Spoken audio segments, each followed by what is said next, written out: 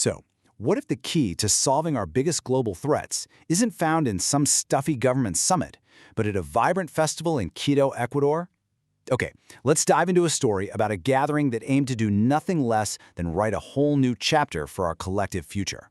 Picture this, high up in the Andes, in the city of Quito, something really special was happening. And believe me, this was way more than just a conference. It was a real convergence of energy, culture, and ideas. So back in March of 2026, communicators, journalists, and activists from all over Latin America came together for the third Juntanza festival. And that name, Juntanza, well, it pretty much says it all. It means coming together, a joining of forces. And just look at the spirit here. You can practically feel it through the screen. Over 300 people came together for this thing, and it was just electric, full of energy, collaboration, and so much cultural expression. It was all about connection. So it makes you wonder, right? What's the common thread? What pulls so many different people from so many different places to this one spot in Quito? Well, the answer's right there in the festival's mission, for communication from our America. You see, it's all about reclaiming the power of storytelling, taking back the microphone, Let's break that down a bit. This festival is a space for community, grassroots, and alternative communication. So we're not talking about your typical corporate top-down media here. No way. This is about seeing communication as this incredibly powerful tool, something political, cultural, and social that serves the people. And that's the ultimate goal right there. The festival is like a workshop for building a brand new story, a story that starts from the perspective of what's often called the Global South, from our America, and is then shared with the whole world. Because, and this is so important, where a story is told from matters just as much as the story itself. It changes everything. Okay, so that's the big idea. But what does it actually look like in practice? Well, they had panels on everything from environmental justice to indigenous rights, but let's zoom in on one conversation that shows just how high the stakes really are. The topic turned to, well, one of the most serious threats humanity has ever faced. Yep, they dove right into nuclear weapons and existential threats. And the panel was a powerhouse. We're talking leading voices like Carlos Umana from ICANN, the Nobel Peace Prize-winning campaign, alongside dedicated journalists and researchers. A really heavy-hitting group. Right out of the gate, journalist Norbert Suchanek set a pretty stark tone. He basically said, look, we're in the most dangerous nuclear crisis ever.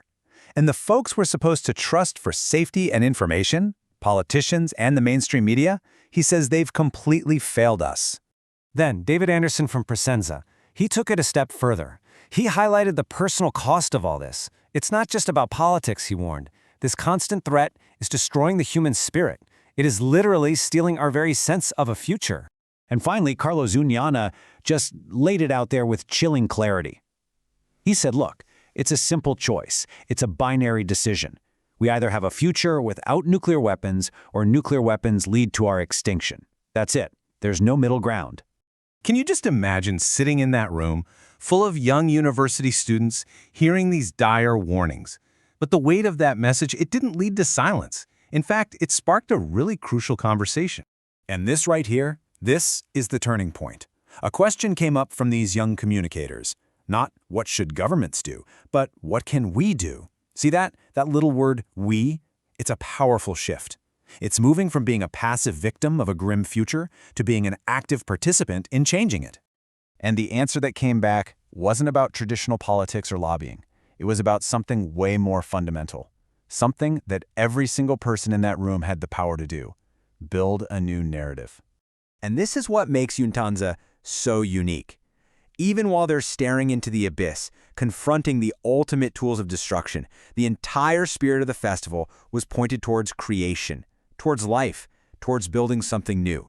So, the answer, it's about changing our whole perspective. Here's the core takeaway from the festival. Changing the story is just as vital as changing the policy. The message to those communicators was crystal clear. You are not just reporters documenting a civilization in decline. You are the architects of a new, more human civilization that's struggling to be born. I mean, this group photo really says it all, doesn't it? This work isn't for a select few. It's going to take all of us. It requires every voice, especially the ones that have been pushed to the margins for so long, all coming together to tell the story of a different future. A future built on life and nonviolence. Which leaves us with a final powerful thought. The story of our future is being written every single day, with every action we take, every story we choose to tell. So the real question isn't just for them, it's for all of us. Who do you want holding the pen?